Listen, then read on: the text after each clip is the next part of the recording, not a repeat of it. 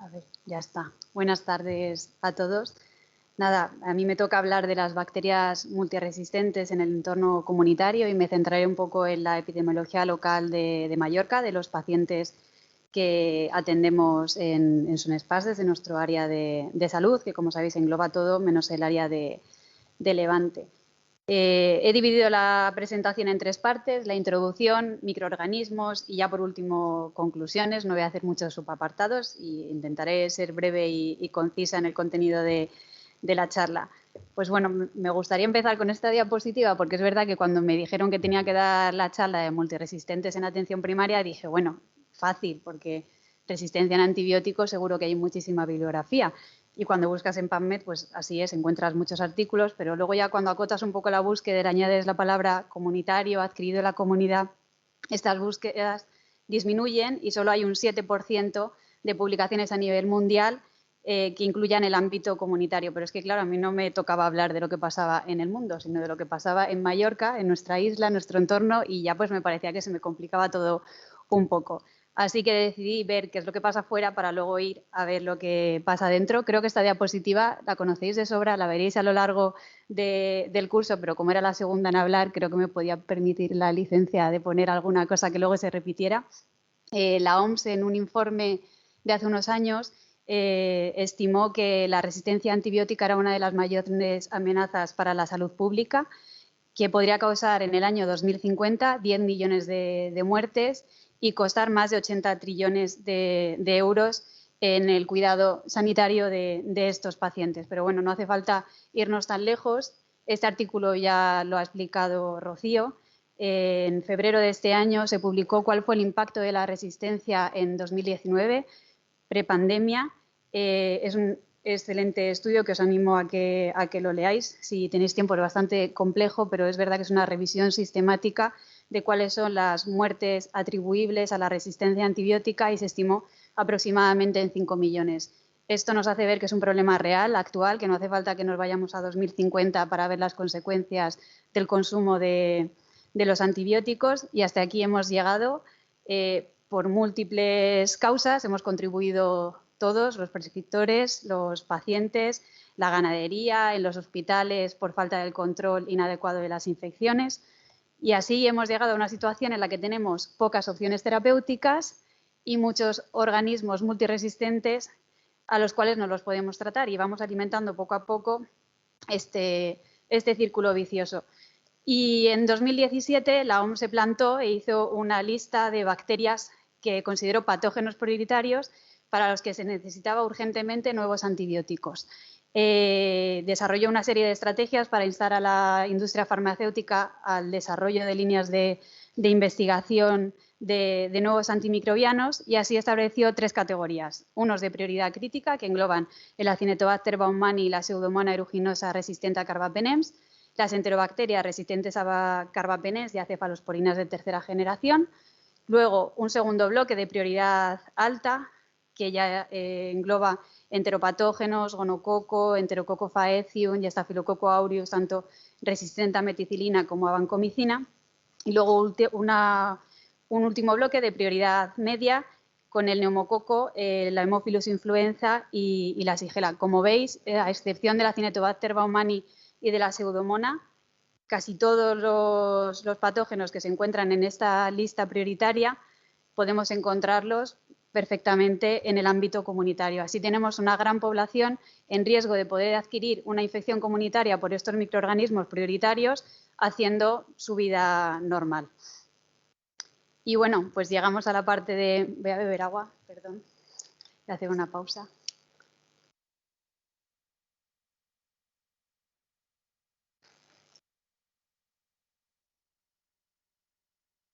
Y ya pues entramos en la cuestión más importante de la charla, que son los microorganismos más relevantes en nuestro entorno comunitario.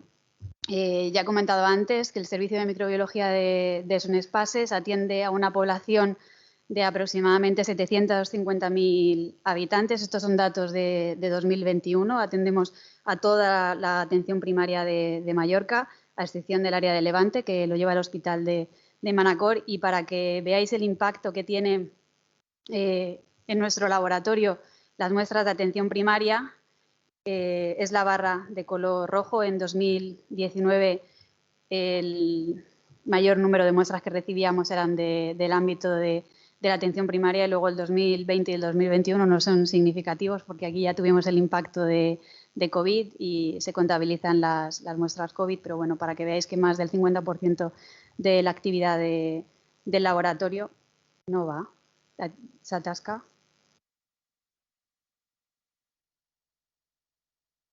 Bueno, más no, es que no pasa.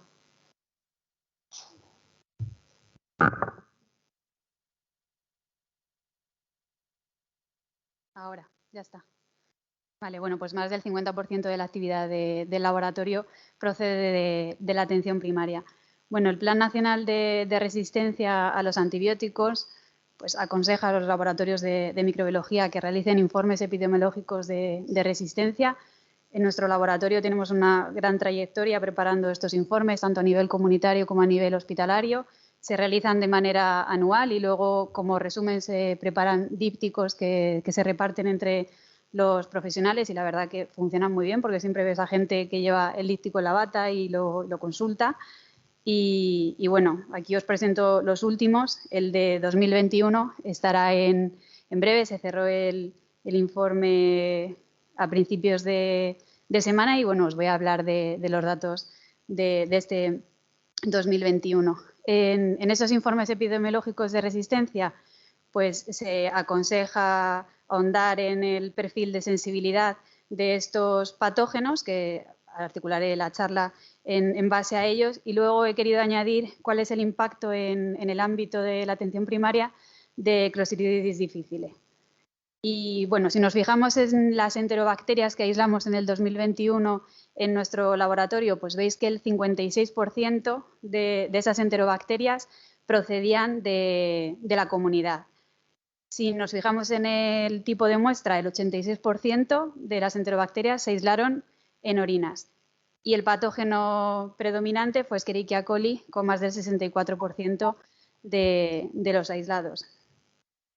Gracias a nuestra participación como comunidad autónoma en la acción europea del HANRAI, que se llevó a cabo desde 2018 a 2020, tenemos los primeros datos de densidad de incidencia de multiresistentes en nuestra comunidad. Así recogimos datos de Escherichia coli resistente a ciprofloxacino, que bueno, veis que empezamos en el primer trimestre de 2018 con una densidad de incidencia bastante alta, que fue disminuyendo progresivamente con un pico al final del cuarto trimestre de 2019, bueno, sí, al principio de 2020 con un ligero aumento. Este descenso drástico que vemos aquí es el segundo trimestre de 2020, es plena pandemia, se cierra la atención primaria, no recibimos muestras y tampoco aislamos ni colis resistentes a ciprofloxacino ni BLES. Por lo tanto, este dato está totalmente sesgado y aunque luego vuelve a aumentar, se mantiene una tendencia a la estabilidad con datos inferiores a los que teníamos en 2018. Lo mismo ocurre con el coli BLE. Nos mantenemos más o menos estables desde el principio del estudio, y Klebsiella pneumoniae por debajo de Escherichia coli, y también se mantiene estable el indicador. Otra vez atascado.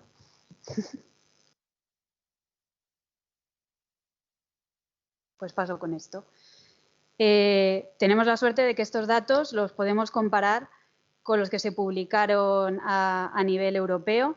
Estamos por debajo de todas las tasas de incidencia. Llama la atención las tasas que tienen de Escherichia coli en otros países europeos. Afortunadamente, nosotros nos mantenemos muy por debajo de esas cifras. Y bueno, a nivel nacional es que solo nos podemos comparar con los datos que están disponibles en el Pirasoa. Los últimos con los que podemos compararnos son con los del tercer trimestre de 2021, que son los que están publicados. Y bueno, veréis que más o menos estamos en línea de estos indicadores con Andalucía, tanto en Escherichia coli como en Klebsiella pneumoniae. del Gobierno les acusan de intentar ascender al Supremo a Dolores Delgado cuando deje la Fiscalía General del Estado y de hacerlo introduciendo una enmienda camuflada en la ley constitucional. El Gobierno niega que quiera beneficiar a Dolores Delgado. Su único objetivo, insiste, es que el fiscal general del Estado sea quien sea. Por favor, a la gente que esté conectada por Teams, por favor, que silencie el micrófono porque estamos oyendo una televisión. Dice que es una recomendación del GREC. Ya está. Gracias. Vale. Perdón, que es que tampoco funciona muy bien con el puntero. Vale, entonces vamos a ver cuáles son los porcentajes del perfil de sensibilidad de los aislados de Escherichia coli en atención primaria. Pues bueno, si nos fijamos en la cefotaxima como el marcador de las beta-lactamasas de espectro extendido, pues vemos que ahora en 2021 estamos en torno a un 91%, más o menos un 10% de las cepas que aislamos en el laboratorio son productoras de BLE.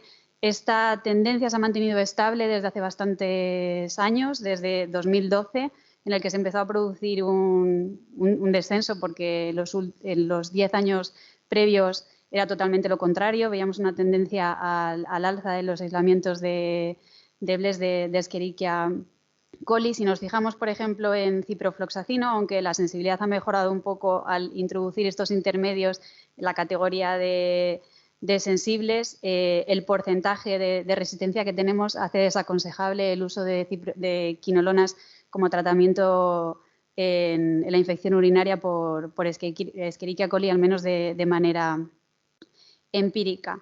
En gentamicina tenemos un buen perfil de sensibilidad, un 10%, se puede utilizar, no está justificado su cambio por tobramicina porque los mecanismos de resistencia a ambos antibióticos son los mismos. Y bueno, destacar también la excelente actividad que tienen la nitrofurantoína y la fosfomicina en este patógeno. En Klebsiella pneumoniae pues vemos que el porcentaje de cepas productoras de BLE es un poco mayor que en Klebsiella pneumoniae.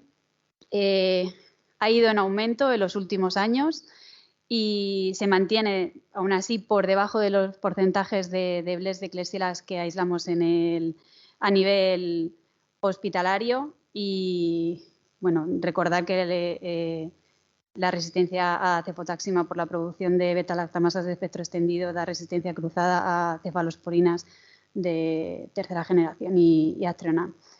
Fijándonos en Proteus, el perfil de sensibilidad es el esperado para este microorganismo, que ya tiene sus propias resistencias intrínsecas. Solo tenemos un 3% de cepas productoras de BLE, una alta resistencia a quinolonas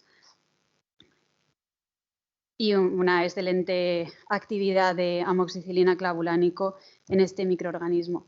Luego, fijándonos en los enterococos, pues mientras que la OMS nos decía que el patógeno prioritario era el enterococo faecium, si nosotros vemos nuestros aislamientos, el mayor porcentaje de aislamientos los hacemos en el entorno hospitalario, mientras que el enterococo fecalis es el patógeno comunitario. Y si nos fijamos qué porcentaje de ellos se aíslan en orinas, el 72% de los aislados de enterococo fecalis en el ámbito comunitario se deben a infecciones urinarias. Comentar que este microorganismo mantiene la sensibilidad a ampicilina en el 100%.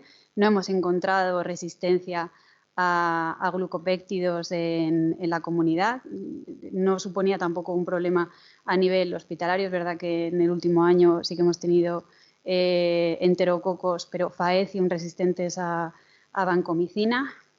Y bueno, destacar también la excelente actividad de los antibióticos utilizados clásicamente para el tratamiento de la ITU. Ya pasando a los enteropatógenos, pues comentaros un poco la sensibilidad de Salmonella entérica. Aunque os he puesto aquí este dato de que el 87% de los aislados proceden de pacientes ambulatorios, casi podríamos decir que el 100% es comunitario, no hay adquisición nosocomial de Salmonella. Simplemente el 13% que falta aquí son los pacientes que ingresan y acabamos aislando la Salmonella durante el ingreso. De aquí destacar la excelente sensibilidad a ciprofloxacino. No tenemos ningún problema aquí con el uso de quinolonas, igual que a diferencia de lo que ocurre en otros países, y en los últimos años también se ha mantenido una buena sensibilidad a cotrimoxazol y acitromicina, que es uno de los antibióticos que se utilizan de manera empírica en el tratamiento de las diarreas. Para el Campylobacter, bueno, y aquí también destacar que han disminuido muchísimo desde la pandemia en 2020 los aislados de salmonela que hemos visto, a diferencia de lo que ha ocurrido con el Campylobacter jejuni, que ha habido un aumento considerable de los casos durante el 2021. Estamos en el mismo escenario que con salmonela. 86% de los pacientes son ambulatorios, aunque los que detectamos aquí son porque requieren ingreso. Este microorganismo tiene muy buena sensibilidad a eritromicina. El 100% de las cepas son sensibles y por extensión a la citromicina.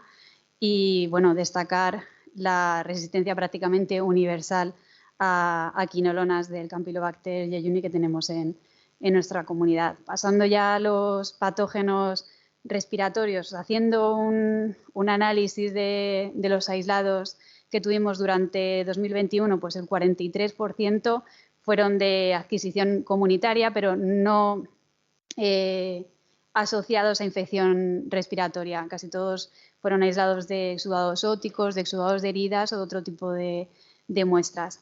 Aquí cabe mencionar la buena sensibilidad a la penicilina del neumococo, pero es importante que recordemos que este 15% que encontramos aquí en 2021 de la categoría intermedio, que es lo que ahora es la sensibilidad a exposición incrementada, en el caso de tener una infección meningia, las penicilinas no serían ninguna opción. Afortunadamente, durante el año 2021 solo tuvimos una meningitis neumocócica.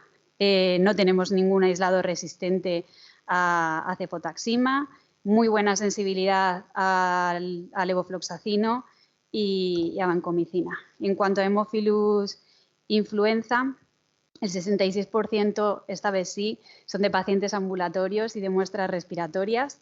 Destaca la disminución a lo largo de los años de la sensibilidad a ampicilina, aunque la sensibilidad a cefotaxima se mantiene, y la citromicina y el ciprofloxacino siguen siendo buenas opciones terapéuticas para tratar este patógeno. En Staphylococcus aureus volvemos a tener de nuevo datos de densidad de incidencia, también por la participación en la Joint Action. Es verdad que en la gráfica observamos muchos picos de sierra, pero nos mantenemos siempre en una densidad de incidencia del 0,02 y el 0,04. No lo he comentado, pero estos datos están obtenidos de pacientes con muestras clínicas. Están excluidos los pacientes que se consideran que están colonizados por estos patógenos multiresistentes. Y de nuevo, si nos comparamos con lo que sucede en Europa, estamos por debajo de la tasa de incidencia europea. Y bueno, un poquito por debajo del último dato que han publicado en Pirasoa, pero más o menos en la línea. Si hacemos una media de la tasa de incidencia global de los últimos años, estamos en torno al 0,04 o 0,037. Y el perfil de sensibilidad del aureus que circula en la comunidad, pues tenemos un 17% de resistencia a meticilina, se mantiene en torno al 20% en los últimos años, coincide con la mayoría de artículos que están publicados. Recordar que la resistencia a meticilina muy frecuentemente está también asociada a resistencia a macrólidos y fluoroquinolonas, y en este caso cotrimoxazol tiene muy buena actividad tanto en las cepas de Staphylococcus aureus sensibles a meticilina como en las resistentes.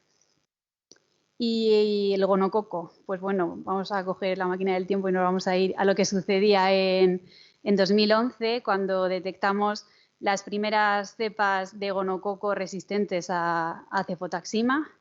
Esta situación nos preocupaba porque empezaban a circular en Japón y en otros países europeos cepas con este perfil y parecía que era el futuro que nos venía. Además, si analizábamos la sensibilidad a citromicina, que es otro de los tratamientos que se utilizan de manera empírica y también dirigida en el tratamiento de las infecciones de transmisión sexual, pues veíamos que teníamos un 60% de resistencia, así que las opciones terapéuticas estaban un poco justas. Pero bueno, a partir de 2014 cambió totalmente la situación. Estas cepas de gonococo resistentes desaparecieron. También es verdad que la resistencia que teníamos era de bajo nivel, con unas CMIs aproximadamente de 1. Desde 2014 a 2021 no hemos registrado ninguna cepa resistente a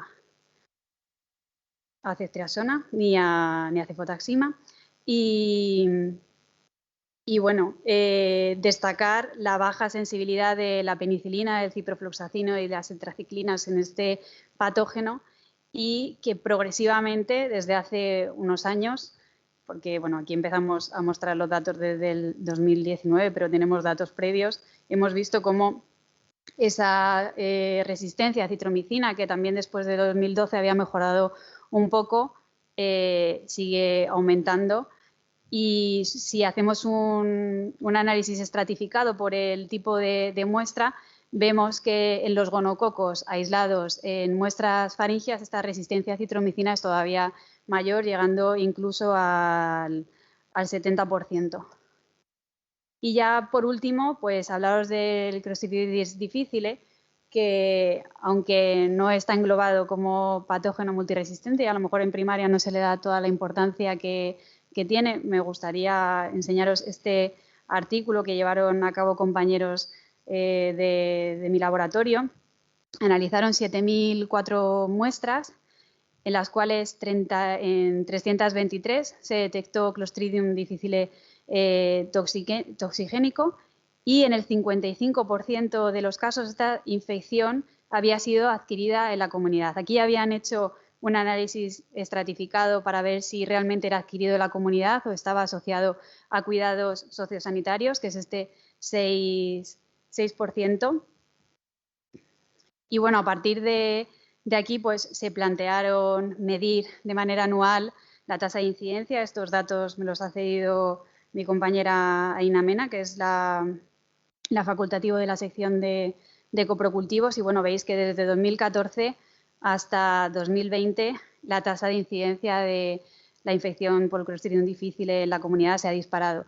No quiere decir que estemos haciendo las cosas peor, quiere decir que lo estamos midiendo, porque antes no se medía y a partir de 2015 hubo un cambio en el algoritmo diagnóstico promovido por el propio laboratorio y se empezó a detectar Clostridium en todo. Entonces, si buscamos más, encontramos más. Y bueno, me gustaría destacar que en ese artículo que hicieron, pues parece que mientras que en el hospital el consumo de antibióticos sí que está directamente relacionado con el desarrollo de una infección por Clostridium difficile, en la comunidad influyen otros factores. No se ha visto una relación directa con el consumo de antimicrobianos. Así que voy bien de tiempo.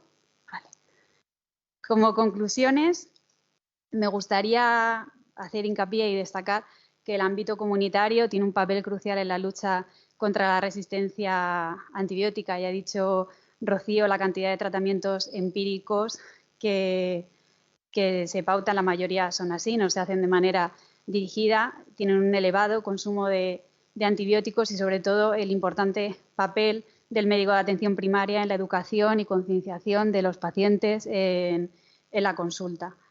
Y bueno, como microbióloga, pues me planteo qué podemos hacer desde microbiología en el ámbito comunitario, pues también podemos ser un poco freno de esta diseminación de la resistencia a través de la elaboración de los informes de resistencias locales, difundiendo estos informes, haciendo que lleguen a todos los profesionales, porque al final si trabajamos, pero lo que analizamos nadie lo tiene en cuenta y nadie lo ve, pues no sirve para nada. Seleccionar pruebas de diagnóstico rápido microbiológico, ya no solo el Strepto A, sino otras pruebas que puedan disuadir del uso de de antibióticos cuando el paciente viene a consulta, incidir en la formación de los profesionales, decirles qué pueden esperar del laboratorio de microbiología, hacerles ver que estamos totalmente disponibles a cualquier consulta, que cuenten con nosotros para la elaboración de protocolos, de guías y, no sé, ser un apoyo y formar parte también integrada del equipo de atención primaria. Y esto también pasa por la coordinación internivel, no quedarnos solo en el hospital, sino también dar peso a lo que tenemos que hacer en atención primaria. En este sentido, a través del PROA de la comunidad, pues estamos trabajando y espero que mejoremos. Ahora no os puedo presentar nada, pero me gustaría adelantaros que una de las acciones en las que se va a trabajar de cara a este 2020 es poder hacer una coordinación PROA con cada uno de los médicos de atención primaria, a través de que ellos en la petición de microbiología nos puedan indicar cuál es el tratamiento empírico que ponen al paciente, y cuando nosotros hagamos la lectura del antibiograma, sabiendo cuál es el tratamiento empírico que le han pautado, si vemos que no puede seguir con ese tratamiento, establecer los mecanismos para que al paciente se le llame de nuevo a consulta y se le pueda cambiar el tratamiento. Y bueno, así las conclusiones finales ya, de mensajes así que os tenéis que quedar. La tasa de incidencia de los microorganismos multiresistentes pues ha mantenido estable en los últimos años. No se ha visto afectada por la pandemia, excepto esa disminución en el segundo trimestre de 2020. Son similares a las observadas a nivel comunitario en otras comunidades autónomas e inferiores a lo que hay a nivel europeo. Las enterobacterias BLE a nivel comunitario pues suponen entre el 9 y el 13% del total, siempre centrándonos en coli y Klebsiella, que son los patógenos mayoritarios, y se ha frenado la tendencia al aumento que se observaba hasta 2012. Para el tratamiento de infecciones urinarias por BLES, pues todavía tenemos opciones terapéuticas válidas por vía oral, no estamos en una situación de emergencia. El porcentaje de cepas de aureus resistente a meticilina en la comunidad es superior al documentado a nivel hospitalario, pero hay una tendencia a la disminución en los últimos años que tendremos que seguir vigilando. Las cepas que circulan ahora mismo en Baleares de gonococo mantienen una sensibilidad del 100% a ceftriaxona, pero se observa una preocupante disminución de la sensibilidad a la citromicina, y esto puede hacer que dentro de unos años nos tengamos que plantear un cambio en la terapia antimicrobiana de este patógeno. La incidencia de infección por Clostridium difficile ha sufrido un importante aumento en los últimos años como consecuencia del algoritmo diagnóstico impulsado por el laboratorio, y a diferencia de la infección nosocomial, pues no se relaciona con el consumo de antibióticos, parece que influyen otros factores. Y yo creo que la parte más importante es que en el ámbito comunitario desempeña un papel crucial en la lucha frente a la resistencia, siendo la comunicación interniveles y la implicación de microbiología clave para poder avanzar en la disminución de la multiresistencia. Y que la falta de datos de incidencia a nivel nacional hacen imposible en muchas ocasiones la comparación, por lo que sería urgente el desarrollo de herramientas comunes que permitan disponer de información epidemiológica para la toma de decisiones. Sé que esto es una cosa que está en la mesa del Plan Nacional de Resistencia desde hace años y que es algo complicado, que en este nuevo plan que empieza hasta 2024 va a ser una de las cosas que se van a desarrollar, pero bueno, creo que sería un gran avance para todos. Y nada, gracias por vuestra atención, gracias al servicio de micros, aquí estamos casi todos, y bueno, un agradecimiento a Antonio, porque es el que saca todos los años los datos de sensibilidad para elaborar los informes, que es un trabajo bastante arduo, así que nada, hasta aquí todo. Yo os dejo el Twitter del servicio, que intentamos estar lo más activos posibles, así que si nos seguís,